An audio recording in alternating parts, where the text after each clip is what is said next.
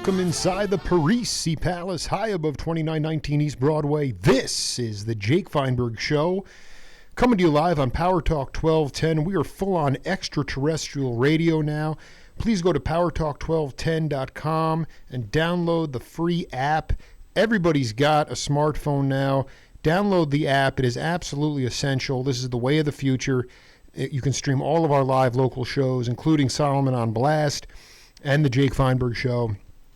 And we thank you for making us part of your day today. And without further ado, I find it really, really wonderful that on Mother's Day I get to introduce one of the mothers of invention, a woman who has been really an originalist, somebody who borrowed from several titans but eventually developed her own voice and has been, the longevity and the sustainability of her music is a testament to that. It's still going strong today. And like I said many times before, the Jake Feinberg Show is dedicated 2016 to the Year of the Woman. Lydia Pense, welcome to the Jake Feinberg Show.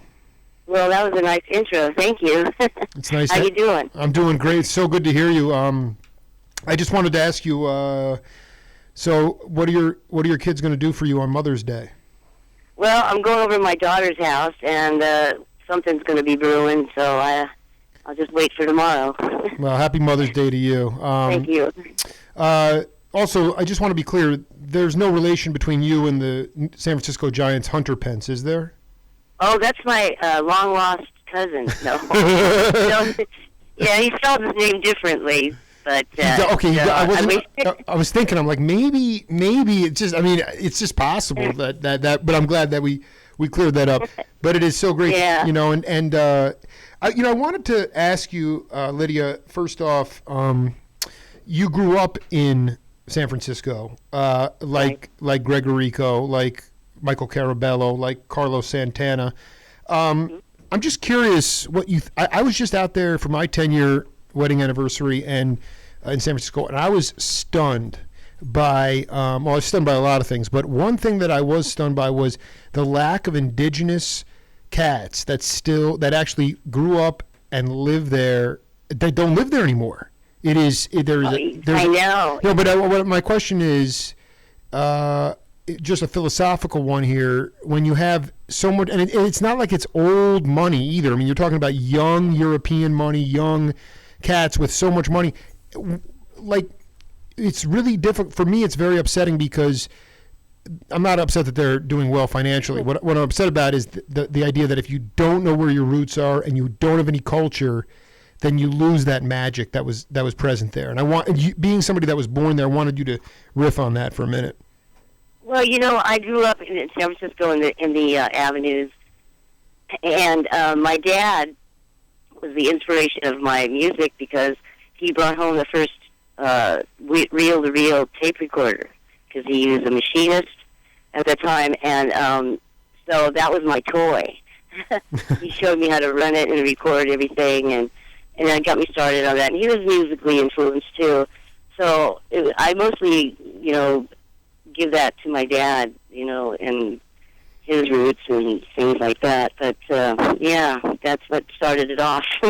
But addressing the question, how concerned are you about the culture of San Francisco at this point? It's just a mixed bowl, right now. It's not like the old San Francisco where you lived there, you were from there, you were born there, and now there's like you said, there's so many people that just moved in. There's so many people that just moved into the city. It's getting to be not like the little city anymore. It's a big city. It's like it's a mixture of everything. But you can find just a few people, probably, with the actual roots there. But I'm proud to say that I am from San Francisco and the Bay Area. So, am I answering your question? You're doing fine. No, I just think I guess what I'm getting at in general is the idea that when a society in general loses its culture, that's when a Hitler comes into play. You understand? Yeah, you kind of lose your way of being, you're kind of lost, I think, in a way. Right. To me, you, Cold Blood, and Lydia Pense is you guys were one of the most unsung and highly formidable bands that kind of flies under the radar, but I wanted to ask you, could you talk about, so you talk about your dad being a machinist and being a major inspiration for your musical career, but can you talk about the influence of the beat poets, specifically Ginsberg and Ferlinghetti, and the first time you saw those people, maybe riffing poetry with a jazz band behind them? How influential were they in inspiring you to be an originalist? Well, I really didn't see those people, but I knew about them and stuff. But the influence on that wasn't from them, personally. I think, like I said, it was just from the immediate family thing, about that. Experience. Tell me about your first gig, the first gig you ever had on the bandstand. Oh, the first gig I ever had was with this band, and my dad used to drive me to the gigs, and it was, I was like 15 or so I wasn't driving at the time, and so my dad used to drive me to a lot of the gigs and stuff. And the first band, God, it was two brothers. Gosh, I can't remember the name. But, we used to play up at Clear Lake and up around those areas and things. But I remember one time when Sly and the Family Stone was playing at a place in Redwood City. And they used to sneak me into the gig because I was underage. I was under 18. Mm-hmm. I was like 16 at the time. And they used to sneak me in, and I sang Kansas City. I love that tune. Kansas City, Kansas City, like here I come. Yeah, I love that tune. Kansas City, and things like that. I'll never forget that. And they used to sneak me in, and they said, whatever you do, don't drink nothing. Don't, so it was like hiding, but I'll never forget that. Can you talk a little bit to people all over the world about you're 15 years old now.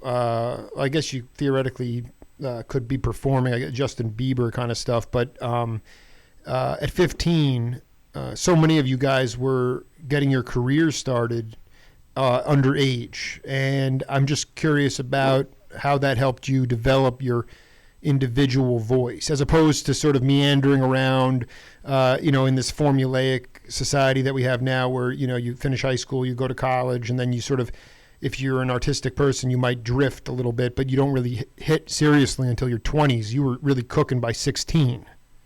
Well, I was listening to a lot of music, and mostly it was like a lot of R&B music at that time, too, because my older brother, he had all those R&B albums and records and things, so I used to listen to, a lot of Ray Charles, a lot of, Sam Cooke, Bo Diddley, all those. It was mainly a lot of black male artists, R&B artists mostly, and of course Aretha Franklin, things like Brenda Lee at the early age, and I just listened to a lot of people, and we always had music in the household. There was something going on musically all the time, because my dad had built the speakers. He built the whole system, how to tape your voice and how to run the tape recorder, how to play this and that, and how to record this and that. So it got me, that was my toy at that time, so I was listening to records and singing along with them and recording at the same time and just listening to a lot of different people, singing. And, like I said, most of them were like a lot of male artists and things, but that was my influence at that time. And a lot of James Brown, of course. James Brown. James Brown. Yeah, we used to go see him live all the time. Our guitarist at the time, the band, the Invaders, they were called, that eventually became Cold Blood. Well, the guitarist at that time, Larry Field, was the one that always got James Brown tickets, and the whole band went and saw him, when he was playing it. And I caught his cufflink when he used to throw out jewelry, the costume jewelry at the gigs. I caught one of his cufflinks, and I still have it. Oh, I love it. I love it. And we were sitting there, like sometimes we'd be the only white people in the whole place, but that was cool. Everybody was just jumping, man, and he was definitely my heavy influence on me, too, so... You know, I can say that. talking to Lydia Pense here. The 2016 is the year of the woman on the Jake Feinberg Show. I've already interviewed Lanny Hall and Rita Coolidge and Evie Sands, and now I get to interview Lydia Pense. Wow. Lydia, I've been woodshedding for 5 years behind the microphone here. I want you to talk specifically about the vibe in the black clubs, whether it was there was the club in Oakland called the Black Knight. There were the Fillmore district was heavily black, even when Charles Sullivan owned most of that stuff, and James Brown was James Brown and the Flames. But when I talked to white cats that would walk into the black clubs, they said it wasn't a bad vibe or a good vibe. There was no there was no vibe. It was just cool. Yeah, exactly. You know, that's true because I guess we were there for the music, you know, Right. at that age, you know, at that time. You know, there was a whole different scene. It was just, you were there for the music, to have fun, to dance, you know, and to dig what was going on musically. And you didn't care, you know, you didn't care if you were black, white, orange, purple, or whatever, and I still don't, you know. And that's the way but that was the feeling then, you know, and that, it might have changed a little bit now because, you know, things changed through the years and things. That's too bad. But at that time, it was just mellow. It was cool, you know. You were there, you were digging on the same thing, and that was what it was all about. Well, this is my question though, because for you as a leader, you go to a concert now or a baseball game, and there's so much, extemporaneous stimulation. There's light shows. There's all sorts of distractions as opposed to just being there and immersed in the music. Can you talk about a specific thing like going to see James Brown and maybe, or it could have been, Aretha or Etta James or, sometime when you were going, talk to younger musicians and leaders about what you were studying about their stage presence, because you were obviously there to have a good time, but you turned into Lydia Pense in cold blood. So tell the audience about what you were there. You weren't there for the carousels and the cotton candy. You were there you were studying these cats. I want you to break it down. It's funny because that's true in a way. I was there to just watch them. I didn't care about anything else going on. I mean, I was just riveted on the band. How the band was, who they have in the band, what kind of, they have horns, great, and all that stuff, and you're watching that person, and at that time, you don't really realize that you're doing that, but it stays in your mind, and you go, wow, how, sometimes I still get it now when I perform, I get nervous, I'm still nervous, but once you hit the stage, once you start singing, it's different. But I was just watching them. That was it. That was the point. That was the reason why you go there, and why they doing that or how they do that. And you go, and you see all these little things. You can, like one time I went and saw James Brown, and I remember him turning the back on the audience, and he was yelling at the musicians on stage. I knew he was, telling them because they were playing the wrong parts. He was really in. Heavily, one of those, everything's got to be right, which is true, right on, that, little things like that maybe people don't pick up, but I learned from that, too, and seeing Ike and Tina Turner live, that was a heavily influenced for me, too, Tina Turner, just the way she is, her showmanship, her way she sings, you pick up on that, and, you go there and just to watch what you're, seeing right there. And you don't realize that you're learning from that through the years, but it stays in your mind in a way. So that's what I pick up from it. So that's. I hope I'm answering your question. You don't need to. You're fine. I start getting off on this. No, that's the Jake Feinberg Show is a stream of consciousness show. Okay. This is a very open show. So but I want you to go back. James Brown turns his back. I've interviewed so many cats from his band. The guy was was a one big ball of energy. He'd come on the stage start to get a groove going, and next thing you know, he's up there for 30 minutes just riffing away. But you saw him yelling at his band. So you could tell he was, because I read stories about it later, about, that he'd get pissed off at the musicians and stuff like that. So I realized that was happening at that time. Oh, that's great. And can you point to anything? You said it wouldn't occur to you at the time, only later looking back on it. But could you point to one person that had one specific thing that somebody was doing that had an impact on you when you first became a leader? Oh, well, I never really was the leader of the band. I was always the musician person. But, gosh, what can I say? We can come back to it if you want to marinate on it for a minute. Yeah, that's fine. Tell me about your relationship with Janis Joplin. I met Janis a couple of times. The first time I met her, she was it was at Winterland, I believe. She was sitting backstage reading a book and stuff, and I, as a shy person I was, I couldn't walk up to her, but we kind of had eye contact and stuff. And then there was another time when we were playing, I forgot where it was exactly, some place in the East Bay or Contra Costa County. Anyway, we were playing before her.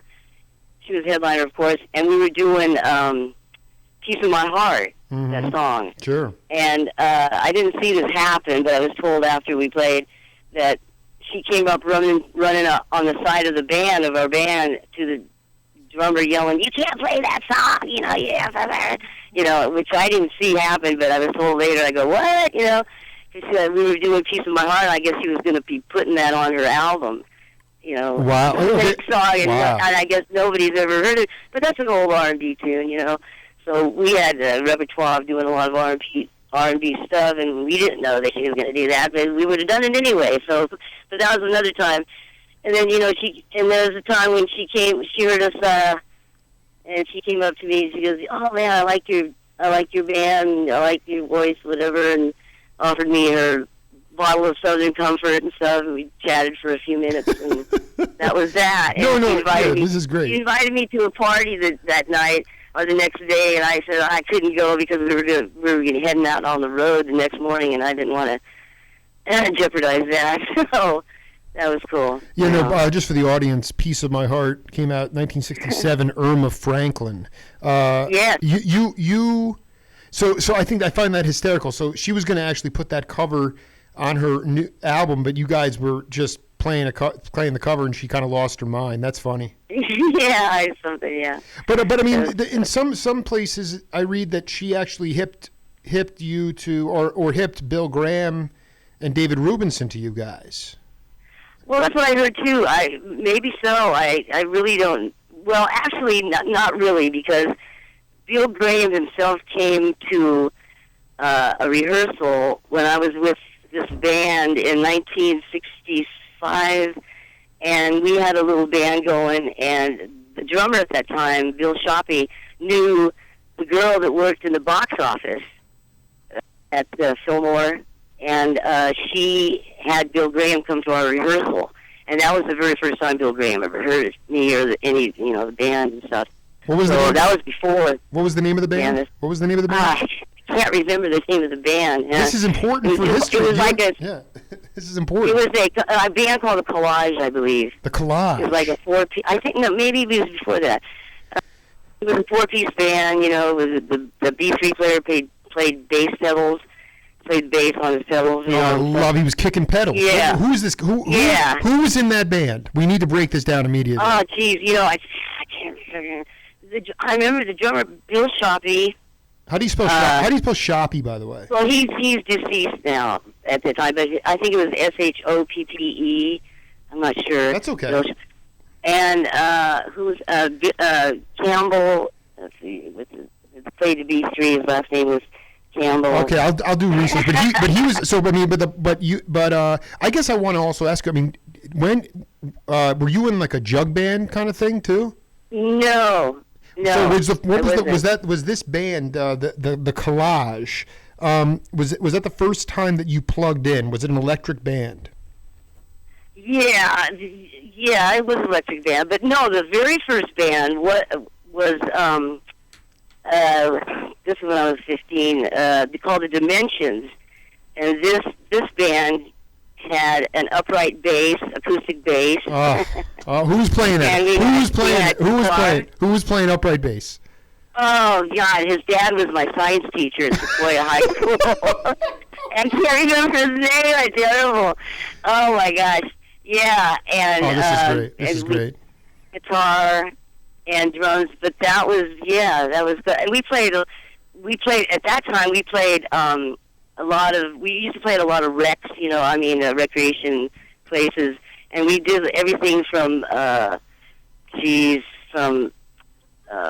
easy listening music to James Brown or something. I don't know, but that was actually the very, very first band. That was in '63, I believe. This is so. Just to be clear for the chronology, the Dimensions. It was Dimensions into the collage into Cold Blood. Well, there was maybe a lot of stuff in between there. I want to ask you this. This is so interesting. You say easy listening, but when you talk about an acoustic bass, you're talking about. I want to know a couple of Stone jazz tunes that you would break out in '63. Oh gosh, man. I kept all my song sheets. Mostly all the gigs. I have to look through those. But I remember we did a thing called. What was the name of that? Those people that did da da da fly my beautiful balloon. Da, da, da, da. They did a song before that. I think we did one of their tunes or something. I don't know. But were you? I mean, I guess more to the point. The jazz singers, the Chris Connors, the Nina Simones. Were you into those cats? Yeah. Well, yeah. I almost had this guy's name. The guy that did "Coming Home." Da, da, da, da, da, hold on, I'm gonna get it for you. I'm gonna get it. Coming home. Da, da, da, da, da, da. We did that tune. Coming home. Da, da. Fly My Beautiful. Was it the Fifth Dimension? No. Fly My Beautiful. Oh gosh. Anyway, but who did that song? Coming home. Da, da, da, da, da, da. Oh man, I was born in '78, so I don't know. Oh shoot! Yeah, I'm a little bit. Yeah, this is out in the '60s or something. Yeah. Well, listen, I want you to collect your thoughts. You got some questions in your head. We got a game on this program called Name That Tune. I'm going to put this in for you, and then we'll come back and break it down. Okay? Okay. All righty. Music on the Jake Feinberg Show, brought to you by the Jewish Community Center of Southern Arizona, Abbott Taylor Jewelers, Craig Pretzinger of Allstate Insurance, the Stereo Hospital, and the Circle Tree Ranch, and we thank them for their support. All right, Miss Pense, what do you got for us, kid? You know what? You know that song you were just playing, Consideration, that was when we worked with Steve Cropper. I know. Yeah, and I went back to Memphis to record that. The whole band didn't go back, just me, I think, and the guitar player, and met Steve Cropper, and then he produced that album. Yeah, and that guitar sounded like a lot of that guitar player was Danny Korchmar, wasn't it? Yeah, well, Steve Cropper played also too, but yeah, I remember going back there and having the Memphis horns and stuff on that, and the background singers and stuff. That was an experience in itself. Yeah. Yeah, no, I was going to say, you can hear that Stax sort of vibe on that swing tune. I actually went to Cropper's house. He said, "Well, come on, we'll go over to my house," and we went through all this music that he had. Right? He had stuff for what's the name? Just everybody that you think of back in that time. And we were going through the music and stuff, and we were just looking through stuff to record, and we found that song. And so that was one of the tunes on there, yeah. And then I met Dee Presley. She came in to the studio and had this song for me to sing to do on the album, and it's on that album. I remember she said, "This is for Elvis." I love Dee Presley. Unbelievable. Yeah, that was a trip. So she wanted us to do that song, so we did that song, and I can't remember the name. Oh, If Only Wanted Someone to Hear Me, that was the name of it, yeah. So we recorded that on that album, so that was unbelievable. Cool. Lydia, I wanted to I know you just went to Memphis to maybe just sing some vocal tracks, and Cropper played guitar, but then it was overdubbed. But the guitar player on a lot of the Cold Blood was a cat named Gaylord Birch. No, but Gaylord Birch, he played drums. I'm sorry, whatever. Yeah, can you talk about to me? I mean, I've done, like I said, I'm 38 years old. I've interviewed Michael Shreve, David Garibaldi, Jerry Grinelli. I mean, the list. I've interviewed every Bay Area drummer with a couple exceptions, and Gaylord has left us. But I was hoping you could talk about his feel and how how you guys work together in the studio. Oh, he was an inspiration, man. I loved him. He was just right on. He had heart. He knew exactly how every song felt. And he was just a joy to play with. He always had a smile on his face, man, and I miss him, really. And he was definitely a good inspiration to me. He always had a smile on his face, and things. And even when things went bad or wrong or something, man, he was always one to get back on, make it all turn out great, And I'm happy I got a chance to work with him, and that's all. He was a great person. How a great drummer. Setting Gaylord aside, as a singer, can you talk to the audience if a drummer is rushing the tempo, how do you get them to slow it down? You turn around and go, "Hey!" I'm always watching the bass player's foot. That's what I do, because if I lose the whole thing, sometimes when they get carried away and turn around the beat and everything, and I'm lost, I try not to fret, and I just kind of watch the bass player's foot to get back on track again, and not the drummer. So, and thank God the bass player keeps it together. At that time, Rod Ellicott, he was a bass player. He was a great person. He was a great bass player, man. He always was there, man. If it was turned around, just watch his foot.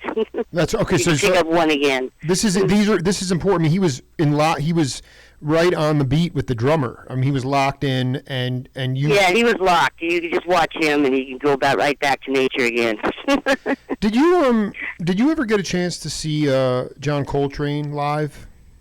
No, but or Miles. No, never seen him live. No. So you were really more of a soul funk girl. I mean, I had all those records and stuff, but yeah. Never saw him live. I was gonna say, because going back to the, I just wanted you to talk about playing at the old Fillmore West on Geary, and essentially the strangest bill that you ever played on. And what I'm getting at is that, Graham was a genius, because you were coming up at this time when you had a lot of the blues cats coming out from Chicago, but it was not out of the realm of possibility to have the Grateful Dead opening for Miles Davis, or Tiny Tim and Commander Cody, and I know Cold Blood was in that mix. So can you talk to because I guess here's the overarching point is that music has become so stratified, and labels have really choked off the language of music, in my opinion.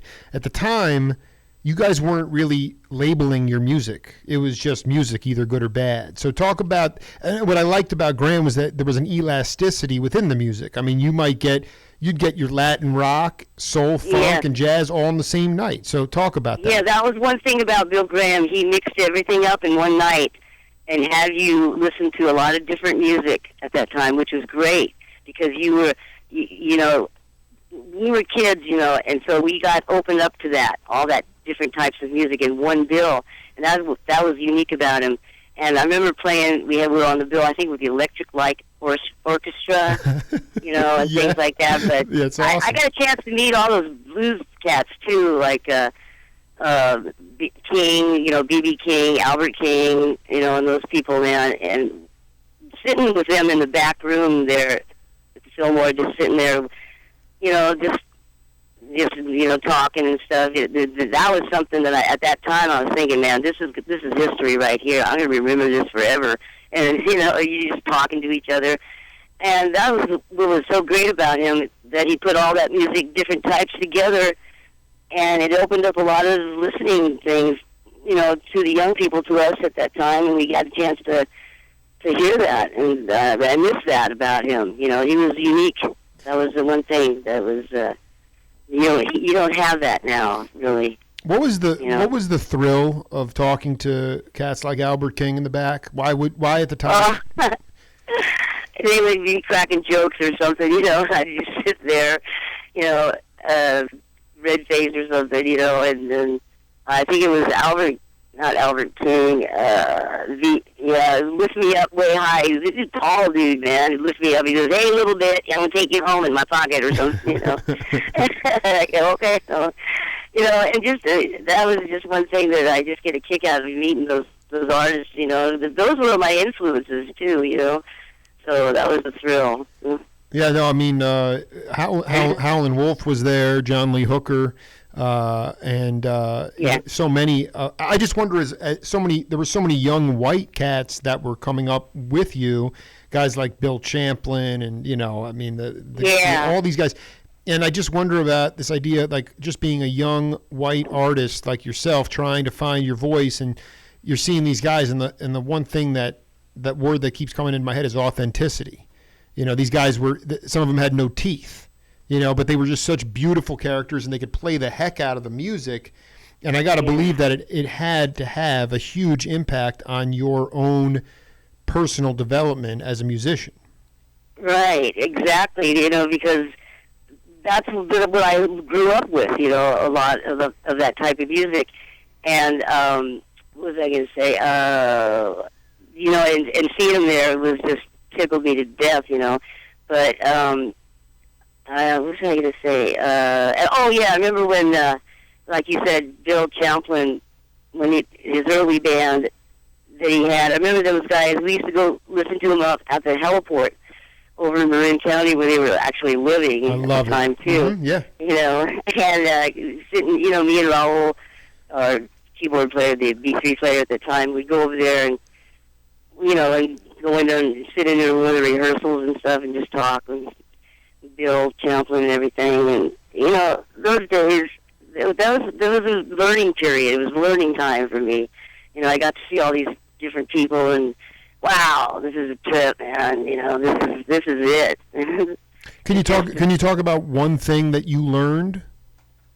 Well, I learned that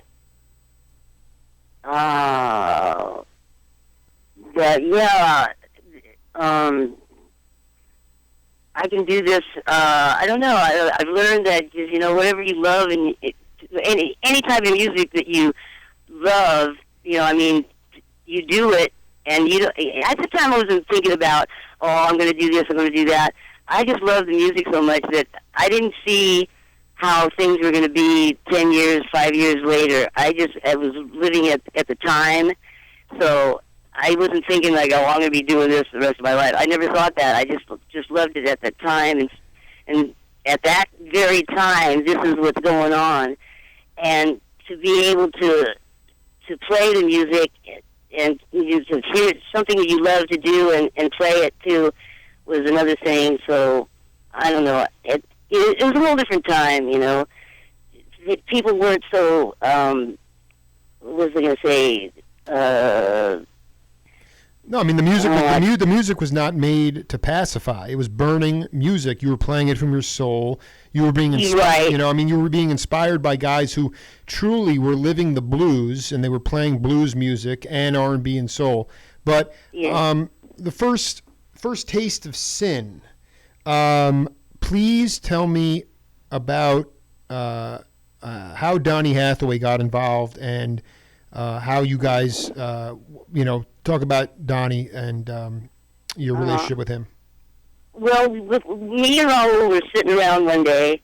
Raul was the PC player at the time, and we were thinking of trying to get a new producer for our next album, which was First Taste of Sin, which is going to be First Taste of Sin, and we were listening to a lot of Donny Hathaway music at that time. And I loved him so much. I mean, I just listened to him constantly, and his voice was just holy. Me too. You know, yeah. And I was just sitting around, and I was like, man, wouldn't it be neat if we could get Donny Hathaway to produce our album? And we looked at each other, and we go, nah, you know. And then Raul goes, you know, we can try. So I guess we've got in touch with him. How did you get in touch? How did you get in touch with him? Well, I think through our manager or something at that time. I don't know if Raul called or somebody called within our manager or whatever. Who was Stonewall at that time still. And they got in touch with him, and he said, yeah, and that just blew me away because I didn't even think that he ever heard of us or wanted to do it anyway. But he said, yeah, and he had heard of us at that time, too. So he got to produce. He was, every day I'd be in the studio just watching him, and how he was. He didn't talk very much, but his influence of just being there with him was just totally. That was something that I'll never forget either, man. Yeah, well, no, and, I want you to go farther here because part of my show is dedicated to nonverbal communication, ways of communicating with people on the bandstand or not without using words. We're a very word-heavy society now. So Donnie was an introverted cat, but what did you pick up on that was inspiring as far as his skills to be able to elicit and get the music and the language that he wanted? He just he was out there. He was he dug the horns for one thing, and he just watching him. I don't know. He just made it happen, I guess. And he was out there actually doing those recording sessions that he would be in the studio right there conducting the band and everything. But he had a song that. He came to one of our rehearsals, and he said, Lydia, he says, I got a song for you to do. I want you to do this. And he sat down at the piano and did You Had to Know, and he sang it. And after he sang it, I go, wow, that's a beautiful song. And he says, yeah, I want you to record it. And I go, me? I said, I can't do that. He goes, yes, you can. Yes, you can. And I go, oh, okay. I mean, he didn't, like I said, he didn't talk, but when he did, that he meant it. Whatever he said, So it made you feel that you can do it. He was in that way influenced to me, and just watching him, and like I said in the studio, words weren't there, but when he said something, it was just something that you knew that you could do because he said you can. Well, that to me was a heavy influence on that part. Let's put our money where our mouth is and see how Lydia turned out with Donny Hathaway's request. We'll take a listen to this and come back and talk about it. Okay? Okay. All right.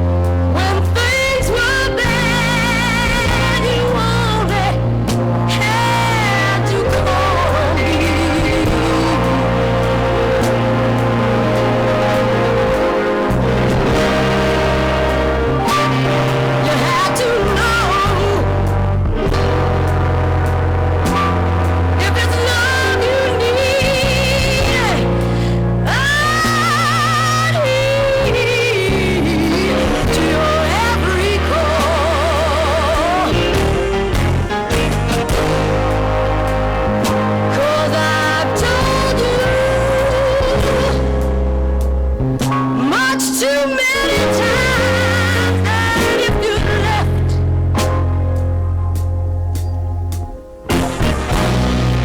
I'd lose my mind.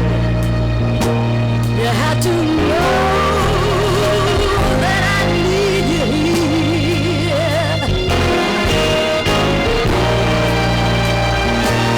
You had to know that I love you dear.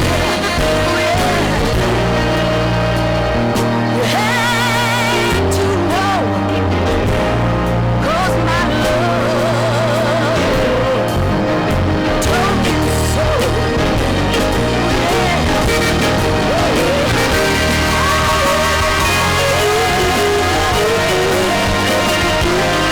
You know I told you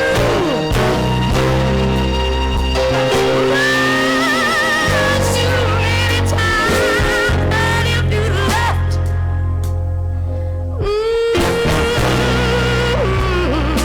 I'd lose my mind.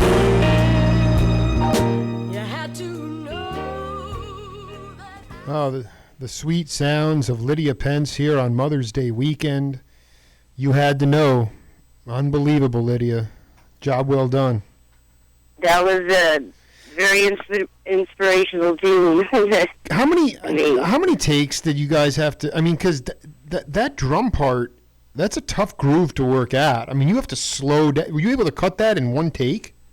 No, not really. It was in the time of 9/6, something like that. And Right. it was an odd time for me, but we did it a few takes, things, and I kept saying that, I can't, it's not what I wanted, and I didn't feel it right, so I did it over in a few takes, it didn't take that long, but whatever, if he liked it, Donnie Hathaway liked it, it was a take, so. Did he? was, And to be clear here, he was playing organ on it. Yeah, he was playing on there too, and piano. I believe it was piano. How And Raul was playing organ. how emboldening is it when one of your idols, and by the way, the guy was a shooting star because he left us so quickly. Yeah. But I mean, his music from that time period, Valdez in the Country is the other tune on that first Cold Blood album. His music is so awesome, and it's so emotional. And then all of a sudden, you're in the studio, and you're not only playing one of his tunes, but he's playing with you. Can you talk about that? Yeah. Talk about that feeling. I was in heaven. I mean, here we are playing with this guy that you truly love. And his music, and here we are together. And there's another thing that I said, I'll remember this the rest of my life too. And it's like you said, it's so sad that he's left us so soon. Because who knows what he'd be doing now? And I wish, and I believe that if he was still around, that maybe we'd be working with each other again, which would have been another, factor. But Yeah. that's right. I mean, he just told me, I was in awe. I was walking around just going, I can't believe this, But it was true, and I'm glad that we had the opportunity to work with him. It was just incredible. It was what a killer first album too. There's a picture of you guys all in the back in like some autumn picture. Where was that taken? Oh, outside there. That was up in the East Bay. I believe I forgot the name of the place, but it was like a little woodsy area. It kind of looked like I thought maybe you were up at Woodstock or something. But they do you can you talk about your concept of love and how you bring love to the world? Well, I believe that the music brings people together. I believe that if the music stopped, we would have no world. It would be a very dismal place. But I believe that the music brings us all together. I do believe that, and thank God for music. Thank God for all the different cultures of music, and thank God for Bill Graham. Things like that. I believe that music does make the world go around and makes us all come together. Because when you're amongst any kind of person in the world, if you're there among them in a crowd, watching or listening to something, you lose all inhibitions about being what you're there for one thing, and that's for the music. And I do believe that that's the true happiness within ourselves. Have in you? the world. Can you talk about a sort of a transcendent experience where that happened to you that confirmed this belief? Oh, well, I remember one time I took some LSD. No. That's fine. I talk about that with every news. That was the next question. Yeah. That was my next question. No, it was only like half a dose, man, and I was out there looking at the rocks outside. I had to be amongst nature. I could not be inside, so I remember that. But anyway, No, I mean, I'm not. That was my next question. Is can you talk? Literally, there. I mean, I've interviewed Dave Getz from the Big Brother, and there was the League for Internal Freedom, where you could go and get government licensed pure LSD. And I want to know how it. I mean, your first group or one of your first groups was called the Dimensions, and I want to know how psychedelics impacted your consciousness and your music. I didn't take psychedelics that much, and and I think the first time I ever indulged was I think I only took half, thank God, because for me, anything unnatural in my body just paranoia steps in, whatever. But I remember taking we were on the road somewhere on the East Coast or somewhere in the Midwest, and we were having a days off or something, and I remember I just take half, and I could not stay in the room, and eventually wound up in the bathtub watching there was no water in the tub, just sitting there watching the walls, because the walls were made of red velvet in the bathrooms. I was sitting there just watching it move. And then I made the bad experience of looking in the mirror, and then I know. Then I saw, things like that. But eventually came. I said, "When am I going to come down from this stuff?" But that was, I didn't indulge that much. Sure. No, I mean it was just everywhere around you. I mean, I think that you had if you were on a bill with the Grateful Dead, it was always don't drink. Oh yeah, there's another thing too. Well, back then everything was pure. You knew what you were. Somebody offered you something. Yeah. You'd be kind of not to take it away, but when you go off in some atmosphere.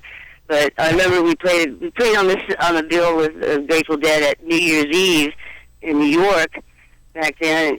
I forgot what year that was, and I remember that I had this cup of liquid, and I never let my cup leave my side. I never put it down, laid it down anywhere. You were smart. You were very I heard smart.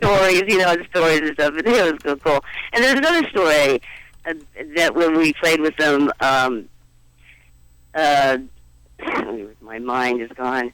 Jerry Garcia. Yes. We were getting ready to go on. They had just played and stuff, and I was sitting in this room just to breathe a little bit and just think about whatever.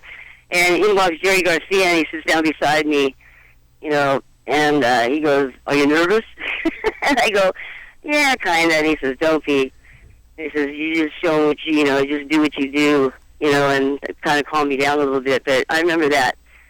I remember that day, that time. That was kind of cool. That's so beautiful. Yeah. I live and die with Garcia, really. I mean, and to know that as a human being, he was such a open, beautiful person.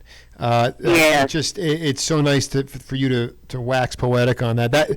I think if I'm looking here, it was possibly the Fillmore East 1970. Is when you and Lighthouse and the Grateful Dead played a bill together for New Year's in New York. Yeah, that was the one. Before I let you go, Lydia, I had a ball with you. I wanted you to talk about the challenges that you still have in your life, what you still want to grow in as a person, and maybe some upcoming events or musical collaborations you'd like to plug. Well, we do have a new CD out, a new album it's called The Soul of the Gypsy. We had just finished up. It's here in September, and it's out now. But as the years go on, you see yourself getting older, not old. And I just hope that I can continue doing something that I love to do. Because without it, I don't know. I don't know what I would do. You know, I mean, that's my life, and it's been my history, my life, and I thank God, you know, every day that am able still to be able to do what I love to do. And I think that's one thing in life that you need, every person needs, is just to do something that you truly love to do. Once you do that, I think you have a lot of, you know, inhibition and things that, you know, you can say that, yes, I have done that. I am doing something that I love. And I think that's what keeps me going. And what else can I say? And all the people that I've worked with in the past, I just look back and go, damn, I'm lucky. I'm very lucky. That's good. I consider myself very lucky also. And just being brought up how I was brought up with my parents and things, I see that. And I just hope that all I can say is I just hope I can continue doing this through the years as I get older. Well, and I mean, it's been working for you pretty good. Yeah, it's been working that's for all you. I can say. It's been working for you really good for about 50 years. So I just say keep it. Yeah, look at that. Whoa, wow. And you're part of. I mean, there were some amazing regional bastions of music. Oh, one question. Can you attribute any success of Cold Blood to the DJ Dusty Street? Oh, Dusty Street. Oh, she's a sweetheart. Yeah, I met her. Well, KSAN back in the day, that was an open radio place, you know, station that played a lot of things that weren't list found. But Dusty, what a sweetheart! Yeah, she was great. She liked us. She you know, we all liked her, and she at that time they played a little bit of our stuff, you know. But I was wondering what she was doing now. I haven't seen her in a while. Well, I interviewed her last year, and I can I'll give you a ring and give her I'll give you her phone number if you want to connect with her. Yeah, if you happen to run across her again, just tell her I give her a big hi for me.